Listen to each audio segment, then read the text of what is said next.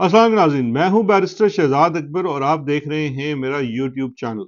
नाज़रीन, आज की बातचीत जो है वो आज मेरा एक आर्टिकल छपा है यूके की एक ऑनलाइन अखबार के अंदर जिसका नाम है डी क्लासिफाइड।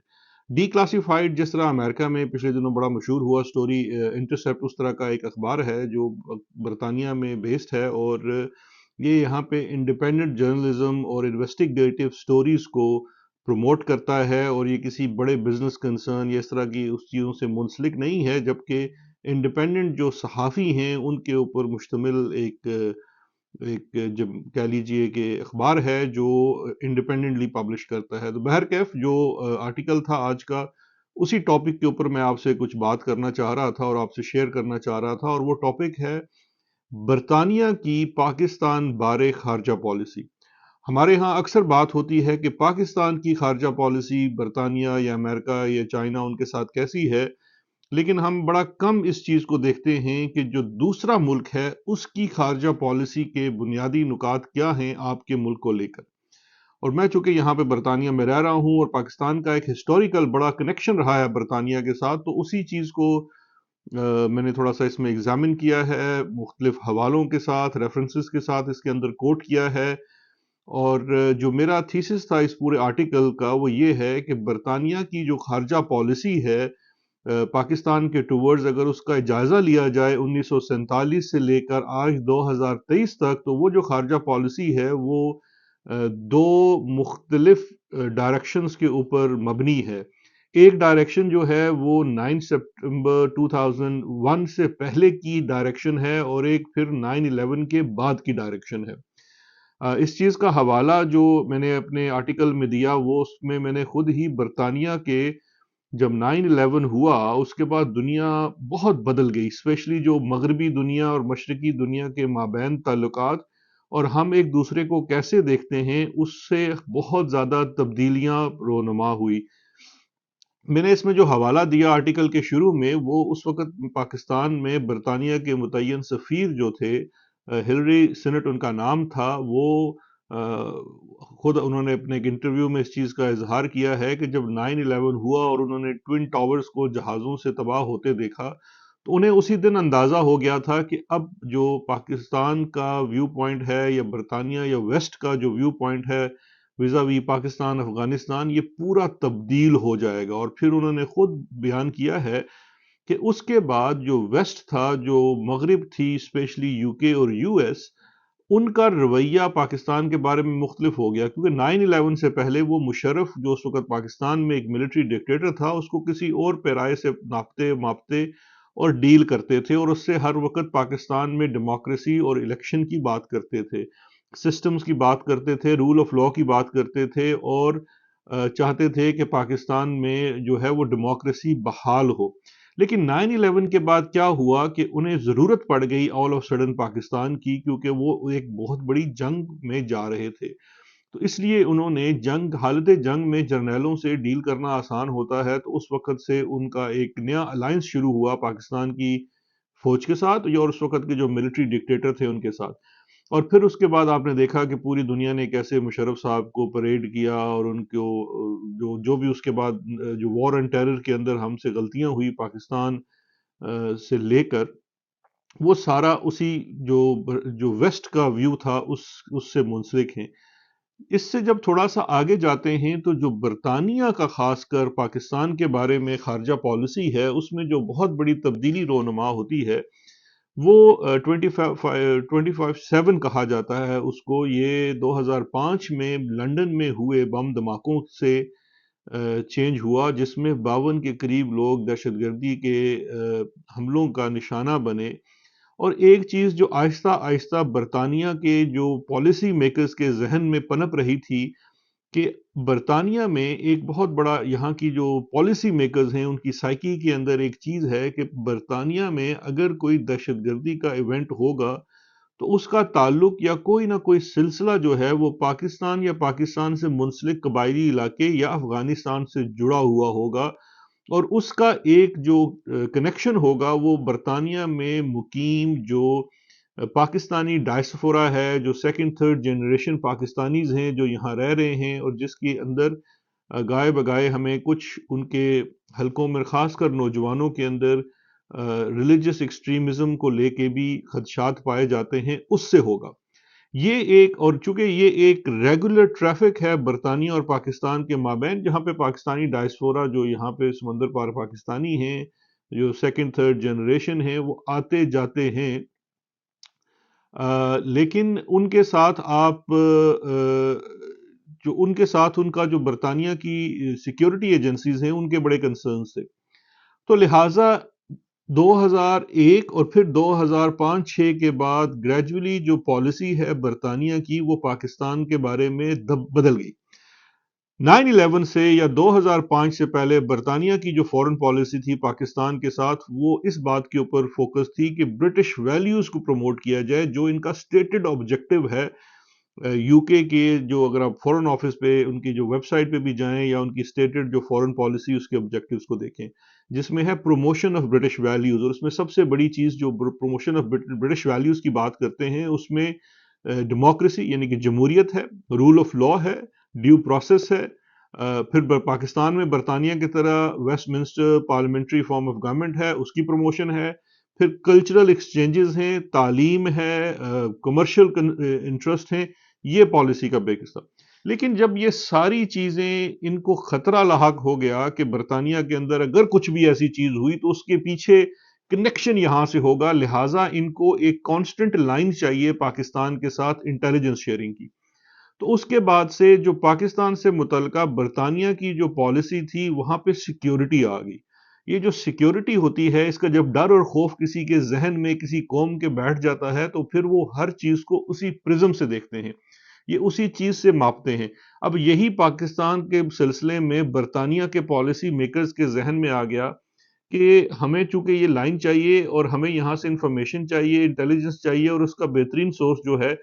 پاکستان میں جس کے پاس ہوگا وہ کون ہو سکتا ہے؟ وہ پاکستانی فوج ہے یا اس کا انٹیلیجنس ادارہ ہے، ISI ہے۔ لہٰذا ان کی ایک ریلائنس ہو گئی پاکستان کے ان اداروں کے اوپر، اور اس کے ساتھ ساتھ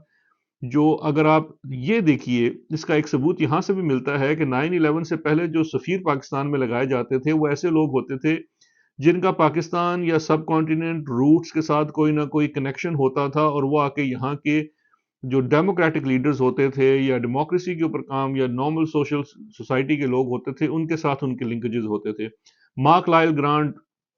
جن کے دادا جو تھے، جن کے نام کے اوپر یہ لائل پور فیصلہ آباد تھا وہ بنا تھا، اس طرح کے لوگوں کی اپوائنٹمنٹ ہوتی تھی۔ لیکن 9/11 کے بعد ایسا سلسلہ شروع ہوا کہ جو سیکیورٹی سینٹرک ڈپلومیٹس تھے، جن کا جو ایکسپرٹیز تھی وہ نیشنل سیکیورٹی انٹیلیجنس وہ تھی، وہ اپوائنٹ ہونا شروع ہو گئے۔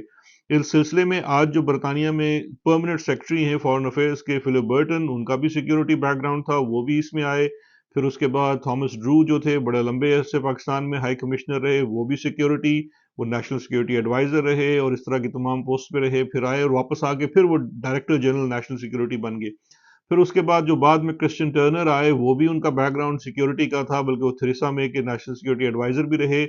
اور واپس آ کے پھر انہوں نے سیکیورٹی ریلیٹڈ جاب پرفارم کی۔ اور آج بھی پاکستان میں جو برطانیہ کے سفیر ہیں ان کا بھی جو اگر آپ پروفائل دیکھیں تو وہ سیکیورٹی نیٹو ریلیٹڈ ہی ہے زیادہ، جو ان کے ایکسپیرینس ایکسپرٹیز ہیں۔ اور ان کی جو دوستی تعلق واسطہ جو ہے وہ جو پاکستان میں جو بھی آرمی چیف ہوتا ہے اس کے ساتھ بہت قریبی گنا جاتا ہے۔ اگر ہم اپنے دور کی بات کریں تو جنرل باجوہ صاحب سے، جو اس وقت ہمارے تھامس ڈرو تھے یا اس کے بعد کرسچن ٹرنر تھے، یہ تو روز وہاں پہ ہی پنڈی میں پائے جاتے تھے، اکثر ان کی ملاقاتیں ہوتی تھی۔ پھر میں نے اپنے آرٹیکل میں یہ 2019 کا حوالہ بھی دیا کہ 2019 میں پبلک ڈسپلے آف افیکشن جو دکھایا برطانوی حکومت نے، کہ ایک ہی تصویر ہے، وہ آن لائن اویلیبل ہے، میں ادھر شیئر بھی کر رہا ہوں، جس میں آپ دیکھ سکتے ہیں کہ اس وقت جو چیف آف سٹاف ہیں برطانیہ کے، جنرل نک کارٹر، وہ بھی بیٹھے ہوئے ہیں اسی فریم میں۔ تھامس ڈرو جو اس وقت پاکستان میں سفیر ہیں برطانیہ کے، وہ بیٹھے ہوئے ہیں ساتھ۔ تصویر میں آپ کو آنے والے سفیر جو ہیں کرسچن ٹرنر، وہ بھی نظر آئیں گے۔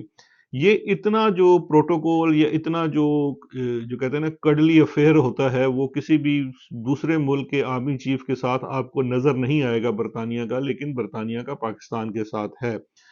پھر اس کو اگر آپ فاسٹ فارورڈ کریں تو 2022 میں جب پاکستان میں عمران خان صاحب کی منتخب حکومت کو ایک سازش کے تحت ہٹا دیا جا چکا تھا، جس کا اب جو اعتراف ہے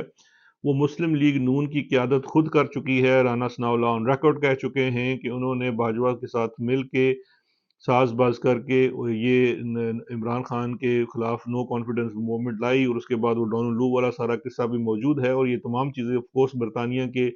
نالج میں تھی اور یہ پبلک نالج کا حصہ بھی تھی۔ اور اس کے ساتھ ساتھ اگر ہم نون لیگ کا ورژن بھی مان لیں کہ 2017 میں بھی جو نواز شریف کی برطرفی تھی اور اس کے بعد ہٹایا جانا تھا، اس کے پیچھے بھی جنرل باجوہ شامل تھے۔ تو میں نے سوال یہ اٹھایا ہے کہ ایک ایسا شخص دو منتخب وزرائے اعظم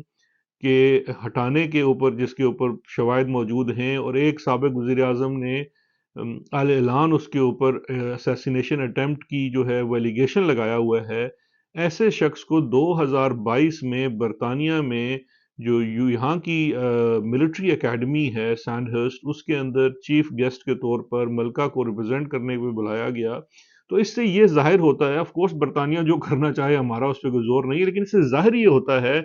کہ کتنی امپورٹنس دی جاتی ہے برطانیہ کے پالیسی میکرز کے لیے، کہ انہوں نے پاکستان میں ان کی پریورٹی کیا ہے۔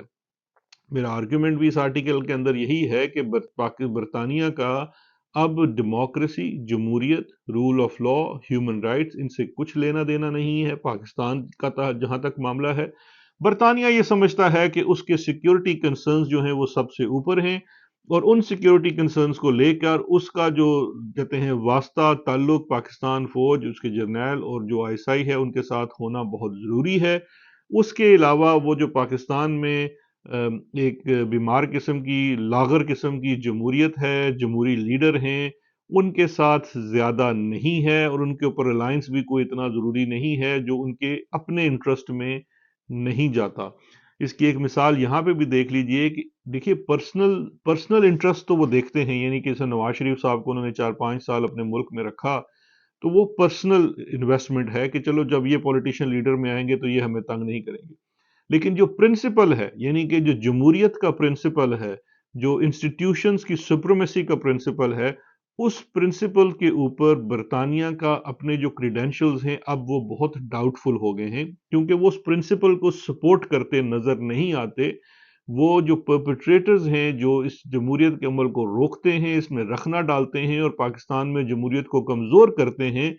ان کے ساتھ ان کا تعلق اور واسطہ بہت زیادہ ہے۔ اور اس کی آخری جو اور بڑی امپورٹنٹ چیز ہے جو میں نے مثال دی، کہ پاکستان کا بھی یہ بھی سٹوری آ گئی ہے کہ ہم نے $900 ملین کا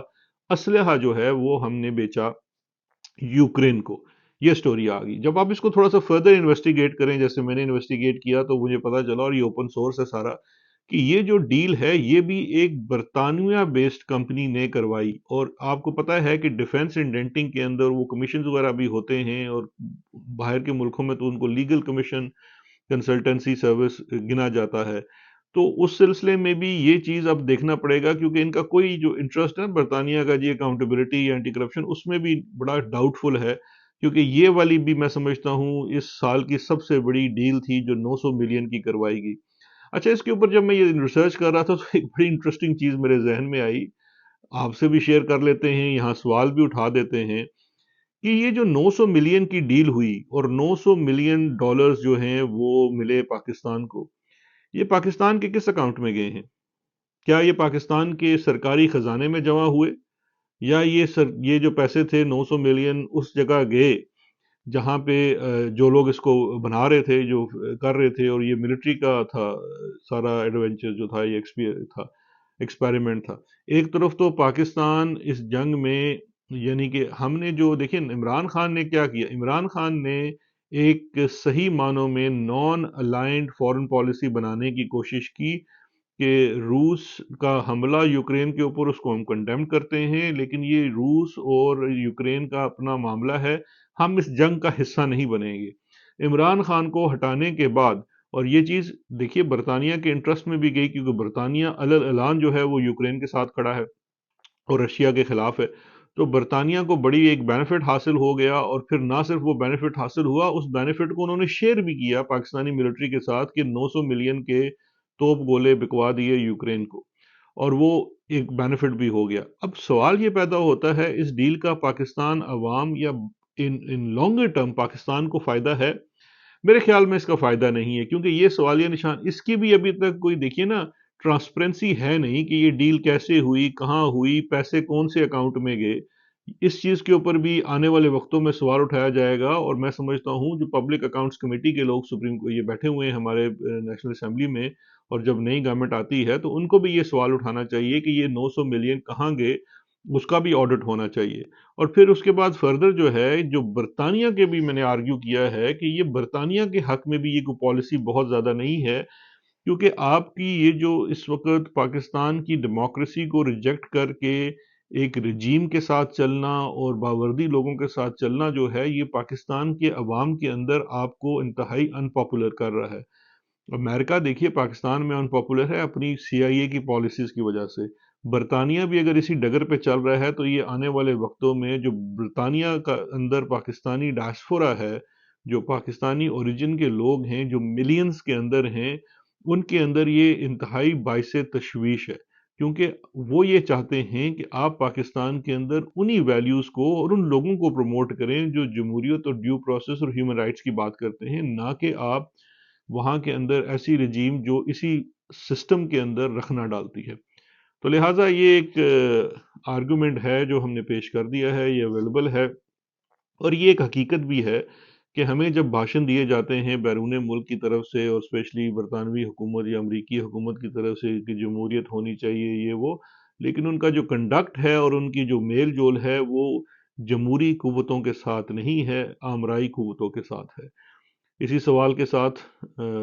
آپ سے اجازت چاہیں گے، انشاءاللہ کل پھر حاضر ہوں گے۔ کل اور پرسوں سپریم کورٹ میں اور خان صاحب کے کیسز میں بھی کافی اپڈیٹس ہونی ہیں، تو ان کے اوپر بات ہوگی۔ اب تب تک اپنا خیال رکھیے گا، شکریہ، خدا حافظ۔